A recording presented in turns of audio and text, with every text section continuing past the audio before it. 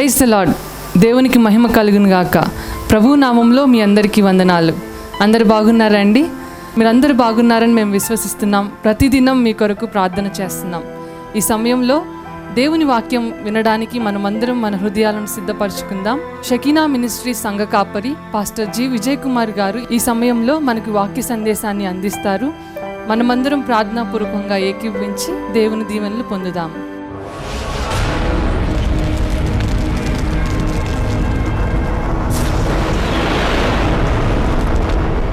మంచిది, మనం వాక్య ధ్యానంలోనికి ప్రవేశిద్దాం. 21 రాత్రులు మందిరంలో మనం ఉపవాస ప్రార్థనలో ఏకీభవించాం. ఈ ముగింపు రోజున మనం అందరం కూడాను తైలముతో అభిషేకించబడి హస్త నిక్షేపణ ప్రార్థన ఇక్కడ జరగబోతూ ఉంది. అయితే ఈ 21 రోజులు దేవుని యొక్క మందిరములో మనం అందరూ కూడాను ప్రార్థన చేశాం. కొంతమంది 21 రోజులు ప్రార్థన చేశారు, కొంతమంది 20 రోజులు చేశారు, కొంతమంది 15 రోజులు చేసి ఉంటారు కదా. కొంతమంది 10 రోజులు చేసి ఉండొచ్చు, కొంతమంది ఫస్ట్ రోజు వచ్చారు, లాస్ట్ రోజు వచ్చి ఉండొచ్చు. అవునా కదా? Yes or no? నేను 21 రోజులు దేవుని కృప వల్ల మందిరంలో ప్రార్థన చేశానన్న వారు స్తోత్రం చెప్పండి. అలవాటు ప్రకారం చేతులు ఎత్తి చెప్పడం కాదు, ఆలోచన చేసి చెప్పండి. 21 రోజులు నేను మందిరంలో హాజరయ్యాను అన్నవారు చేతులు ఎత్తి స్తోత్రాలు చెప్పండి. నేను 20 రోజులే వచ్చానన్న వాళ్ళు స్తోత్రం చెబుతారా? నేను 15 రోజులే వచ్చానన్న వాళ్ళు స్తోత్రం చెబుతారా? 15 రోజులే అంటే మీరు లెక్కేసుకున్నారా? నాకు అర్థం కాలేదు. హాజరు ఇంట్లో ఏమైనా హాజరు వేస్తున్నారా? నేను లేకపోతే ఇన్ని రోజులు వస్తానని ఏమైనా మొక్కుబడి చేస్తున్నారా? బైబిల్ గ్రంథంలో ఒక్కరోజు ఉపవాసం ఉండి ప్రార్థన చేసిన వారు ఉన్నారు కదా. 3 రోజులు ఉపవాసం ఉండి ప్రార్థన చేసిన వారు ఉన్నారు. 7 రోజులు ఉపవాసం ఉండి ప్రార్థన చేసిన వారు. ఒకరోజు ఎవరు చేశారు?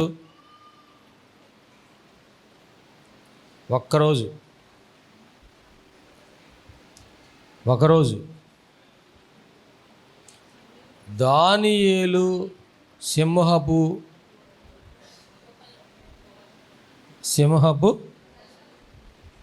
గుహలోన బోన్లోన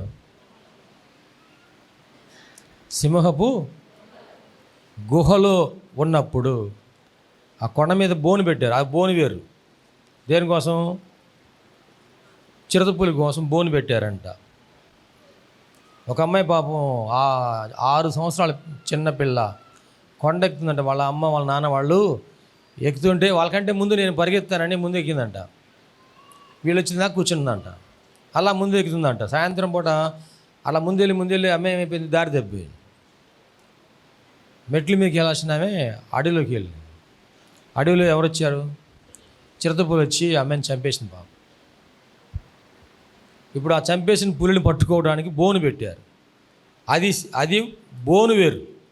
కానీ దానియేలు దేంట్లో వేశారంట? సింహపు గుహలో వేశారు. గుహలో వేసారంట. ఆ రాత్రి రాజుగారికంట నిద్ర పట్టలేదంట అండి. దేవునికి మహిమ కలుగును గాక. దేవుని కార్యాలు అంత గొప్ప కార్యాలంటే వేయించినటువంటి ఆయనకి నిద్ర పట్టలేదు, కానీ ఎవరైతే గుహలో ఉన్నారో ఆయన మాత్రం క్షేమంగా ఉన్నాడు. దేవునికి మహిమ కలుగును గాక. ఆ గుహలో దానియేలు సింహాల ముందు కూర్చుంటే ఈ రాజుగారు ఇంట్లో అంతఃపురంలో ఉన్నాడంట. నిద్ర రావడం లేదంట. రోజు సాయంత్రానికి ఆయన దగ్గర వాయిద్యాలు వాయించేవాళ్ళు, నాట్యం చేసేవాళ్ళు, భోజనాలు వడ్డించేవాళ్ళు, విందు వినోదాలు అన్నీ ఉండేవంట. ఈరోజన్నా అంట అవేవి వద్దు, క్యాన్సిల్ చేసేసేయండి అన్నాడు. అన్నీ తొలగించేసేసారు. ఆయన రాత్రి అంతా కూడా అన్నం తింటారు రాజుగారు అంటే. అన్నం వద్దు అన్నారు. అన్నం తినకపోతే మరి టిఫిన్ చేస్తారా? టిఫిన్ వద్దు అన్నాడు. టిఫిన్ చేయకపోతే జ్యూస్ తాగుతారా? అది కూడా వద్దు అన్నాడు. మరి ఏం చేస్తారంటే నాన్ సెన్స్, గెట్ అవుట్, అందరూ వెళ్ళిపోయారు. ఒక్కడే ఉన్నాడు. ఉపవాసం ఉండి రాత్రి అంతా ఉన్నాడంట. దేవునికి మహిమ కలుగును గాక. నా జీవితంలో ఒక్క రాత్రి అంతా అన్నం తినకుండా ఉపవాసం ఉన్నానన్న వాళ్ళు స్తోత్రం చెప్తారా? మంచికో చెడుకో ఏదో దానికి వచ్చిన దానికి చేసేయను స్తోత్రం చెప్పండి. అదేంటి భాస్కర్ మంచిగా చెడుకు అంటారు ఏంటంటే, ఒక మంచి పని కోసం ఉపవాసం ఉండి ప్రార్థన చేసాం, ఒక చెడ్డ పని కోసం తినకుండా పస్తుండి ఉండిపోయాం కదా, అవునా లేదా? మామూలు పట్టుదల కాదు, ఉడుం పట్టే మన పట్టు మామూలు పట్టు అనుకున్నారా? ఆయన వచ్చి తినమని అడిగిన దాకా ఎవరో కదా ఆ ఉడుం పట్టుకొని ఉన్న సందర్భాలు కొన్ని ఉన్నాయి. ఆ తెల్లవారుసరికి అంటే ఆయన పరిగెత్తుకుంటే రాజుగారు దానియేలు దగ్గరికి వచ్చాయంట. దేవునికి మహిమ కలుగును గాక. కానీ దానియేలు నిక్షేపంగా ఉన్నాడు. నిత్యము నీవు సేవించుచున్న నీ దేవుడు నిన్ను రక్షింపగలిగినా అని అతన్ని అడిగాను. ఏం చెప్పాడు దానియేలండి? అందుకు దానియేలు, రాజు చిరకాలము జీవించును గాక, నేను నా దేవుని దృష్టికి నిర్దోషినిగా కనబడితిని గనుక ఆయన తన దూతను పంపించి సింహములు నాకు ఏ హాని చేయకుండా వాటి నోళ్లను మూయించెను. దేవునికి మహిమ కలుగును గాక. ఎవరి చేత మూయించాట? సింహపు నోళ్లను తన దూతను పంపించి. ఒకవేళ ఒక మనిషిని పంపిస్తే సింహపు నోళ్ళు మూసేవాడు కాదు. ఆ సింహపు నోళ్ళు మూయించడానికి ఎవరిని పంపించాలో దేవుడికి తెలుసు కనుక దేవుడు ఏం చేశాడండి? దేవదూతను పంపించి ఆ సింహముల నోళ్లను మూయించి వేశాడు. దేవునికి మహిమ కలుగును గాక. హల్లెలూయా. అయితే ఇక్కడ లేఖన భాగంలో మనం గమనిస్తే ఒక్కరోజు ప్రార్థన చేసిన వాళ్ళకి సమాధానం దేవుడు ఇచ్చాడు, ఇవ్వలేదా? 3 రోజులు ప్రార్థన చేశారు. ఎవరు ప్రార్థన చేశారు 3 రోజులు? ఎస్తేరు, మొర్దెకై ప్రార్థన చేశారు. ఎవరి కోసం చేశారు? యూదా జనాంగం అందరి కోసం ప్రార్థన చేశారు. ఎన్ని రోజులు ఉంటుంది? 3 దినాలు. వారికి దేవుడు సమాధానం ఇచ్చాడా, ఇవ్వలేదా? 3 రోజులు అయిపోగానే ఏమొచ్చిందంటండి? సమాధానం వచ్చింది. అలాగే 7 రోజులు ప్రార్థన చేశారు ఉపవాసం ఉండి. ఎవరు? దావీదుకి దేవుని సమాధానం వచ్చిందా, రాలేదా? వచ్చింది. అది ఎయిదర్ పాజిటివ్ ఆర్ నెగిటివ్ సమాధానము వచ్చింది. ఆ తర్వాత 7 రోజుల తర్వాత 14 రోజులు ఉపవాసం ఉండి ప్రార్థన చేశారు. ఎవరంటండి? పౌలు ఎన్ని రోజులు? 14 రోజులు ఉపవాసం ఉండి ప్రార్థన చేశాడు. ఆయనకి సమాధానం వచ్చింది, రాలేదా? దేవుడు తన దూతను పంపించి మాట్లాడాడు. దేవునికి మహిమ కలుగును గాక. 21 రోజులు ఉపవాసం ఉండి ప్రార్థన చేశారు. ఎవరు? దానియేలు గ్రంథంలో 10వ అధ్యాయం 2వ వచనం నుండి చదువుకుందామా? ఆ దినములయందు దానియేలును నేను 3 వారములు దుఃఖప్రాప్తుడనైతిని. 3 వారములు గడుచు వరకు నేను సంతోషముగా భోజనము చేయలేక ఉంటిని. మాంసము గాని ద్రాక్షారసము గాని నోటిలోనికి రాలేదు. స్నానాభిషేకములను చేసుకొనలేదు. అక్కడ ఆయన 3 వారములు అన్నాడు. నా మాట వింటున్నారా మీరు?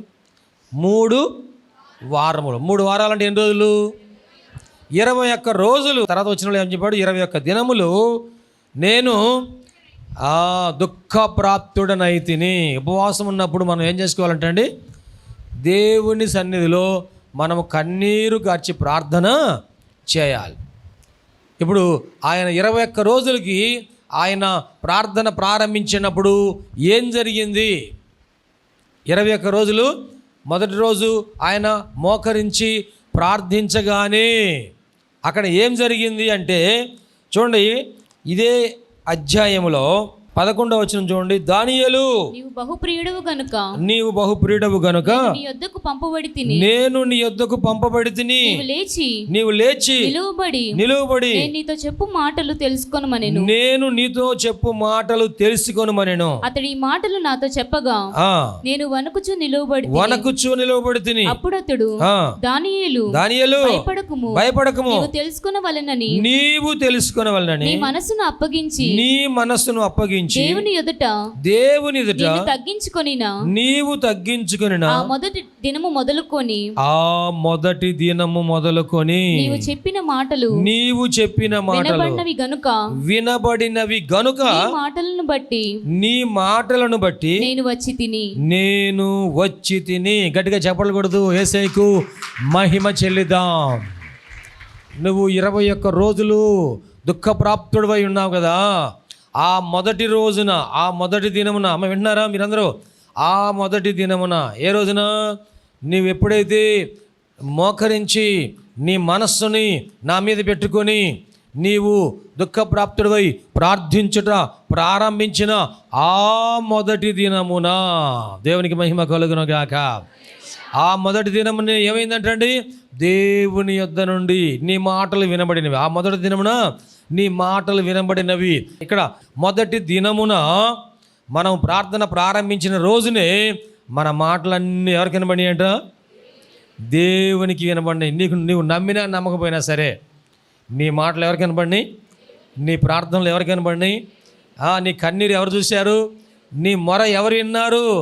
నీవు సమాధానము వచ్చిందా రాలేదా, కనబడిందా కనబడలేదా అని ఏమనుకున్నా సరే మొదటి దినమున మీరు ప్రార్థన చేయటము ప్రారంభించగానే మీ మాటలు పరలోకములో వినబడినవి. గట్టిగా చెప్పలు కొడుతూ దేవునికి మహిమ చెల్లిద్దాం. నమ్మిన వారు స్తోత్రాలు చేద్దామా? హల్లెలూయా. ఒక్కరోజు ప్రార్థన చేసిన వాళ్ళకు కూడా సమాధానం ఇచ్చాడు దేవుడు. దేవునికి స్తోత్రం. 3 రోజులు చేసిన వాళ్ళు కూడా సమాధానం ఇచ్చారు. అంటే 21 రాత్రులు మందిరంలో ప్రార్థన చేస్తున్నారు. అయితే నీకు దేవుడు ఒకరోజు అవకాశం ఇచ్చాడు. ఆ ఒక్కరోజు నువ్వు సద్వినియోగం చేసుకున్నావు. ఆ ఒక్కరోజు ప్రార్థనకి దేవుడు సమాధానం ఇచ్చి ఉన్నాడు. దేవునికి స్తోత్రం. కొంతమంది 3 రోజులు చేశారు. ఆ 3 రోజులు అవకాశం ఉంది కనుక ఆ 3 రోజులు సద్వినియోగం చేసుకున్నారు. మందిరంలో కనపడ్డారు, మందిరంలో కన్నీరు గార్చారు, ప్రార్థన చేశారు, ఆరాధించారు, మోకరించారు, దేవుని సన్నిధిలో మొరపెట్టుకున్నారు. వారి ప్రార్థన దేవుడు, ఆ 3 రోజుల ప్రార్థన దేవుడు ఆలకించాడు. కొంతమంది 1 వారం ఉన్నారు, కొంతమంది 2 వారాలు ఉన్నారు, 7 రోజులు, 14 రోజులు, కొంతమంది 3 వారాలు ఉన్నారు. దేవుడు అందరి ప్రార్థనలు ఆలకించినందుకు గట్టిగా చప్పట్లు కొడుతూ దేవునికి మహిమ చెల్లిద్దాం. స్తోత్రం. దానియేలు నీవు నాకు బహుప్రియుడవు. ఎప్పుడు చెబుతున్నారు? 3 వారాలు అయిపోయిన తర్వాత ముందా? ఏమండి? 3 వారాలు అయిపోయిన తర్వాత ముందా? ఈ మాట ఎవరు చెబుతున్నారు? దేవతతో చెబుతున్నారు. ఎవరితో చెబుతున్నారు? దానియేలుతో చెబుతున్నారు. మొదటి రోజు చెబుతున్నారా, చివరి రోజు చెబుతున్నారా? ఏమో మొదటి రోజు చివరి రోజా? చెప్పే వాళ్ళు చెబుతారులే, నాకెందుకు అన్నట్టు. అర్థమైందా? అర్థం కాలేదా? దేవతతో వచ్చి ఎవరితో మాట్లాడుతున్నారు? దానియేలుతో. అప్పటికి దానియేలు ఎన్ని రోజులు ప్రార్థన చేస్తున్నాడు? 21 రోజులు ప్రార్థన చేస్తూ ఉన్నాడు. అప్పుడు వచ్చి దానియేలు నీవు నాకు బహుప్రియుడవు. అంటే 21 రోజుల్లో ఆయన దేవునికి ఎలా మార్చబడ్డాడంట? 21 రోజుల్లో ఎలా మార్చబడ్డాడండి? బహుప్రియుడిగా మార్చబడ్డాడు. దేవునికి మహిమ కలుగును గాక. హల్లెలూయా. నేను నమ్ముతున్నాను, ఈ ఉపవాస ప్రార్థనలు ప్రారంభించిన దగ్గర నుండి ఈ చివరి రోజు వరకు ఈ 3 వారాల్లో చాలామంది దేవునికి బహుప్రియులుగా మార్చబడి ఉన్నారు. దేవునికి స్తోత్రం. అంతకు మునుపు ప్రారంభ దినమున నీ ఆలోచనలు ఇలా లేవేమో, ప్రారంభ దినమున నీ ప్రార్థన ఇలా లేదేమో, ప్రారంభ దినమున నీ ఆత్మీయ జీవితం ఇలా లేదేమో, ఈ రోజుకి దేవుడు నీ జీవితంలో చాలా గొప్ప మార్పును తీసుకొచ్చినందుకు దేవునికి స్తోత్రం. 2 చేతులు ఎత్తి స్తోత్రం చెబుతారా? హల్లెలూయా. దానియేలు నీవు నాకు బహుప్రియుడివయ్యా. నీవు ప్రార్థన ప్రారంభించిన ఆ మొదటి రోజుని నీవు మనసు నిలబెట్టుకున్నావు. ఎవరి మీద నిలబెట్టాయంట? ఉపవాసం ఉన్నప్పుడు మన ప్రార్థన అది దేవునికి ఇష్టమైందిగా ఉందా లేదా? ఏమండి, ఎలా మనం చేసాం ప్రార్థన? ఒకసారి ఆలోచన చేయండి. ఆయన అంటున్నాడు, నీవు నాకు బహుప్రియుడవు. ఇదిగో నేను దేవుని యొద్ద నుండి పంపబడిన గబ్రియేలును. ఎందుకు పంపడారంటే నీవు మనస్సు నిలిపి ప్రార్థన ప్రారంభించిన ఆ మొదటి దినముననే నీ మాటలు వినబడినవి. ఎక్కడ వినబడ్డాయి? పరలోకంలో వినబడ్డాయి, దేవునికి వినబడ్డాయి. ఎవరికి వినబడ్డాయి అండి? మన ప్రార్థన ఎవరికి వినబడింది? ఒకవేళ నువ్వు ప్రార్థన చేసినప్పుడు మందిరంలో అందరికి వినబడిందో లేదో నాకు తెలియదు. నువ్వు ఇంట్లో ప్రార్థన చేసినప్పుడు ఎవరికి వినబడిందో లేదో అది అవసరం లేదు కూడాను కదండి. కొంతమందికి ప్రార్థన చేయాలంటే భయం. స్టేజ్ మీకు వచ్చి ప్రార్థన చేయమంటే నేను చేయలేనండి, నాకు భయం అండి అంటారు. కొంతమంది కూర్చున్నప్పుడు ప్రార్థన చేయమంటే మైక్ ఇచ్చారనుకోండి, మైక్లో ప్రార్థన చేయమ్మా అంటే వాళ్ళు ఏం చేస్తారు, ఈ మైక్ని ఏం చేస్తారంటే స్తోత్రం స్తోత్రం స్తోత్రం అండి. మైక్ ఏమైపోయిందండి, స్తోత్రం అవుతుంది కానీ మైక్లో రావట్లా స్తోత్రం కదా. భలే టెక్నాలజీ అనుకున్నా, నాకు అర్థం కాదు. వామ్మో, మైకే స్తోత్రం స్తోత్రమే, ఎవరికి వినపడకూడదు. దేవుని దగ్గర ప్రార్థన చేసినప్పుడు మనం సిగ్గుపడాలా? ఏమంటే దేవుని కార్యాల గురించి మనం ఎప్పుడు సిగ్గుపడాలా? బైబిల్ తీసుకురావడానికి సిగ్గుపడాలా? ప్రార్థన చేయడానికి సిగ్గుపడాలా? పాటలు పాడడానికి సిగ్గుపడాలా? సాక్ష్యం చెప్పడానికి సిగ్గుపడాలా? దేవుని మందిరానికి వెళ్ళడానికి సిగ్గుపడాలా? ఎక్కడికైనా దేవుని కార్యం కోసం వెళ్ళడానికి సిగ్గుపడాలా? మనము దేవుని విషయాల్లో సిగ్గుపడకూడదు. పౌలు గారు అంటాడు, వారు సిగ్గుపడవలసిన విషయాల్లోనేమో అతిశయపడుతున్నారంట, అతిశయపడవలసిన విషయాల్లోనేమో సిగ్గుపడుతున్నారంట. దేవుని పని గురించి ఎప్పుడు మనము సిగ్గుపడవలసిన అవసరం లేదు. ఏమండి, దేవుని కోసం. అందుకని పౌలు గారు అంటారు, నేను సువార్తను ప్రకటించుటకు సిగ్గుపడువాడను కాను. దేవునికి మహిమ కలుగునుగాక. ఏ విషయంలో సిగ్గుపడనండి? సువార్తను ప్రకటించడానికి నేను సిగ్గుపడేవాడిని కాదు. ఇదిగో మందిరంలో మైక్ తీసుకొని చెప్పమన్నా చెబుతాను, రోడ్డు మీద నిలబడి చెప్పమన్నా చెప్తాను. రోడ్డు మీద కూడా నిలబడి మనము సువార్తను ప్రకటించవలసిన అవసరం వచ్చినప్పుడు సువార్తను చదవం. ఎవరితోనైనా సరే సువార్తను చెబుదాం. ఏ వ్యక్తులతోనైనా సరే సువార్తను చదవం. మగవాళ్ళతోనైనా సరే ఆడవాళ్ళతోనైనా సరే. యేసు ప్రభు వారు సమరయ స్థితికి వెళ్ళి సువార్త చెప్పలేదండి? అవునా? ఫిలిప్పు ఆ మంత్రి గారి దగ్గరికి వెళ్ళి సువార్త చెప్పలేదా? అవునా? మనం ఎక్కడికైనా సరే, ఎవరి దగ్గరికైనా సరే, గొప్పవారైనా సరే, తక్కువవారైనా సరే, ఉన్నతమైన వారైనా, అధములైన ఎవరైనా సరే, లోకంలో ప్రతి ఆత్మ దేవుని దృష్టిలో విలువైంది. అందరికీ మనము సువార్తను ప్రకటించాలి. ఉపవాస ప్రార్థన తర్వాత ప్రతిష్ఠించబడిన వారై, హస్తనిక్షేపణ చేయబడిన వారై, అభిషేకించబడిన వారై కొంతమంది వెళ్ళి సువార్తను ప్రకటించడము ప్రారంభించారు. ప్రేమైన దేవుని బిడ్డలారా, మన జీవితంలో కూడా మనము దేవుని సన్నిధిలో దేవుని గురించి ఏ పని చేయవలసి వచ్చినా సరే సిగ్గుపడే వారముగా ఉండకూడదు. ఎందుకంటేనంట, ఎవరైతే సిగ్గుపడతా ఉంటారో వారిని చూసంట పరలోకంలో దేవుడు మనల్ని చూసి కూడా సిగ్గుపడతా అంట. అయ్యో, నా పని నువ్వు చేయలేకపోయావు. మనం దేవుని పరిచర్య చేస్తూ ఉంటే, దేవుని పని చేస్తూ ఉంటేనంట దేవుడు మనల్ని చూసి సంతోషపడేవాడిగా ఉంటాడంట. దేవునికి మహిమ కలుగును గాక. మనం ఎప్పుడైతే సిగ్గుపడి పక్కకి వెళ్ళిపోతుంటామో అప్పుడు ఆయన మన గురించి సిగ్గుపడతా అంట. దేవదూతల ముందు మన గురించి సిగ్గుపడతా అంట. సోమరివైన చెడ్డదాసుడా, సోమరివైన చెడ్డదాసుడా.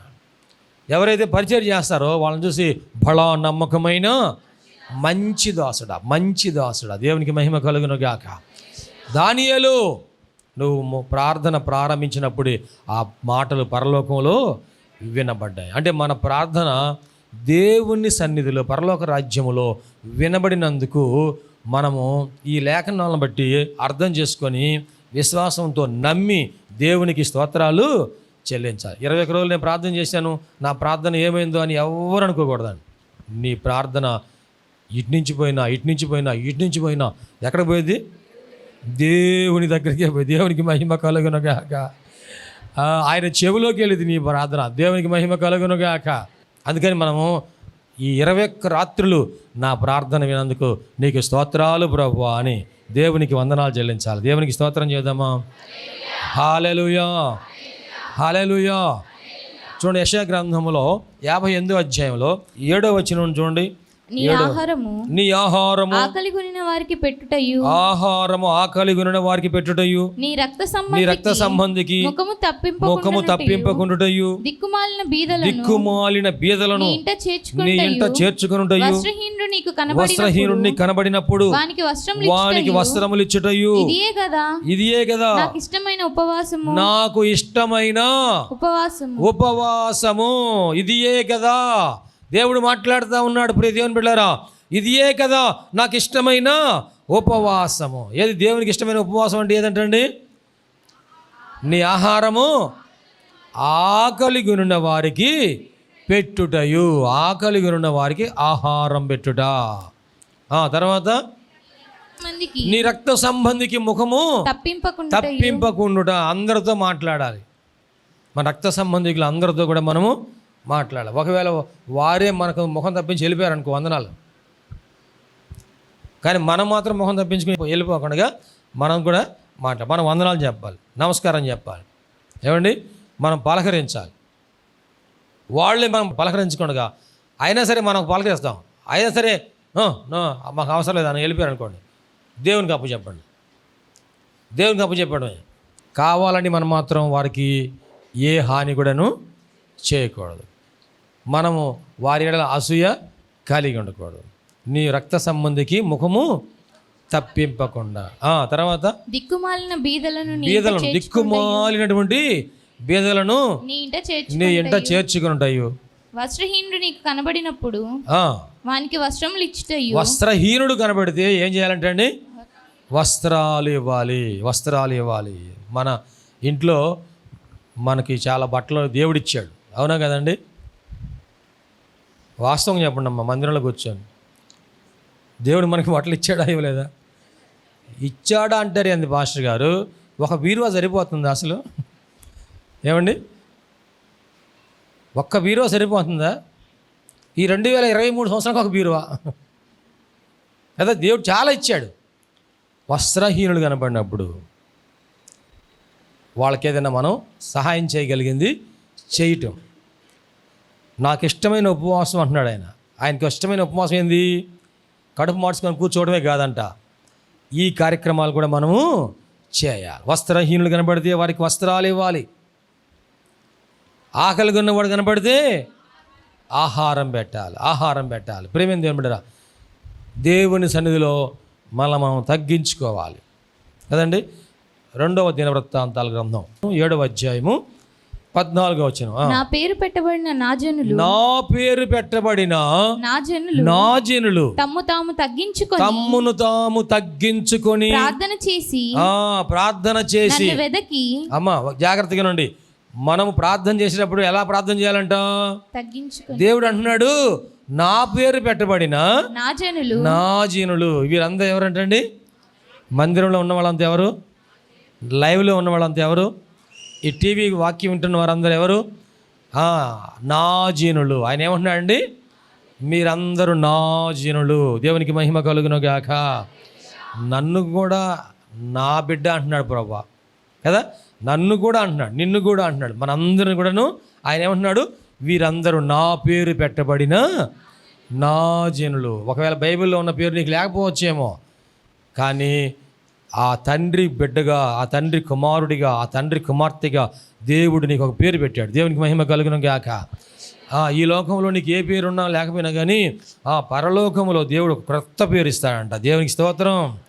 క్రొత్త పేరు ఇచ్చినప్పుడు మనం అందరూ కూడా ఎంతో ఆనందిస్తాము. దేవునికి మహిమ. హల్లెలూయా.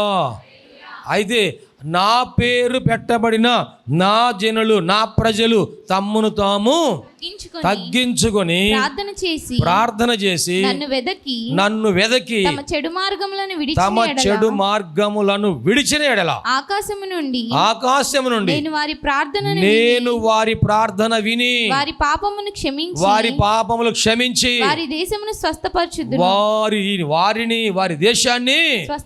స్వస్థపరచుదును. దేవునికి మహిమ కలుగును గాక.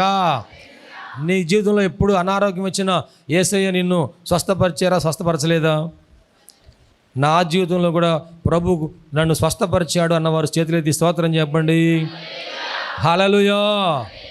అలాగే దేవుడు మనం ప్రార్థన చేసినప్పుడు మన దేశాన్ని స్వస్థపరిచాడా లేదా? జాగ్రత్తగా వినండి. మన దేశాన్ని దేవుడు స్వస్థపరచాలని మనందరం ప్రార్థన చేసామని చేయలేదా? ఎక్కడ కూర్చొని? ఇంట్లో కూర్చొని. మందిరం ఎక్కడుందా? అప్పుడు మందిరం తాళం తీశారా? మందిరానికి వచ్చారా? అప్పుడు మీరు తాళం తీశారా? ఇక్కడ ఎప్పుడు? కరోనా కాలంలో మనం ఇంట్లో కూర్చొని ఏ కుటుంబం కూర్చొని మనందరూ కూడాను ప్రార్థన చేసే, ప్రభువా మా దేశాన్ని స్వస్థపరచును. ఆయన దేవుడు మన దేశాన్ని స్వస్థపరిచాడా లేదా? లేకపోతే మళ్ళీ కూర్చునే వాళ్ళం ఇక్కడ, లేకపోతే మనం వచ్చేవాళ్ళం ఇక్కడికి. మన దేశాన్ని కరోనా నుండి దేవుడే స్వస్థపరిచినందుకు దేవునికి స్తోత్రం చేద్దామా? హల్లెలూయా. నా పేరు పెట్టబడిన నా జనులు తమను తాము తగ్గించుకోవాలి. ప్రేమ దేవుని బిడ్డలారా, ఇది ఉపవాస ప్రార్థనల వరకే కాదండి. ప్రార్థన చేసే ప్రతి సమయంలో కూడా మొట్టమొదట మనల్ని మనం ఆలోచన చేసుకోవాలి. నేను ఏ విషయంలో తగ్గించుకోవాలి, ఏ విషయంలో నేను తగ్గించుకోవాలి. ఎవరైతే తనను తాను తగ్గించుకునేవాడు హెచ్చించబడను, తనను తాను హెచ్చించుకునేవాడు తగ్గించబడను. యేసు ప్రభు వారి కంటే ముందు బాప్తిస్మ ఇచ్చి యోహాను వచ్చాడు. ఆయన అందరికి బాప్తిస్మ ఇస్తూ ఉన్నాడు. యేసు ప్రభు వారికి ఎవరు ఇచ్చారు బాప్తిసం? ఏమండి, యేసు ప్రభు వారికి ఎవరు ఇచ్చారు బాప్తిసం? బాప్తిస్మ ఇచ్చు యోహాను యేసు ప్రభు వారికి బాప్తిస్మ ఇచ్చారు కదా. ఈ యేసు ప్రభు వారికి బాప్తిస్మ ఇచ్చినటువంటి బాప్తిస్మ ఇచ్చిన యోహాను అంటున్నాడు, ఆయన హెచ్చవలసి ఉన్నది, నేను తగ్గవలసి ఉంది. ఆయన నాకంటే శక్తిమంతుడు. ఆయన నా వెనక వచ్చున్నాడు, నా వెనక వచ్చున్నవాడు నాకంటే కూడాను శక్తిమంతుడు. ఆయన చెప్పులు కూడా నేను మోయటానికి యోగ్యుడిని కాను. ఎంత తగ్గించుకున్నాడండి. దేవునికి మహిమ కలుగును గాక. హల్లెలూయా. ఇదిగో బాప్తీసం పొందడానికి ఆయన వస్తున్నాడు. వాస్తవంగా బాప్తీసం పొందడానికి వస్తున్నాడంటే ఆయన తగ్గించుకున్నాడా, తగ్గించుకోలేదా? ఆయన దగ్గరికి నేను వెళ్ళిందండి బాప్తీసం పొందడానికి అని అనుకున్నాడా కదా. ఆ బాప్తిస్మ ఇచ్చే యోహాను దగ్గరికి నేను వెళ్ళటం ఏంటి అని అనుకున్నాడు యేసుప్రభు వారు. ఆయనే తగ్గించుకొని వస్తున్నాడు. ఈయన బాప్తిస్మ ఇచ్చే యోహాను ఆయన చూసి ఇంకా తగ్గించుకున్నాడు. ఎంత తగ్గించుకున్నాడంటే ఆయన చెప్పులు వారు తీయటకు కూడా నేను యోగ్యుడను కాను. ఈ బాప్తిసం పొందే అనుభవం మన జీవితంలో మనం తగ్గింపులోనికి నడిపిస్తుంది. దేవునికి మహిమ కలుగును గాక. ఇంకా ఇక్కడ బాప్తిసం పొందిన వారందరూ కూడా స్తోత్రం చేద్దారా? హల్లెలూయా.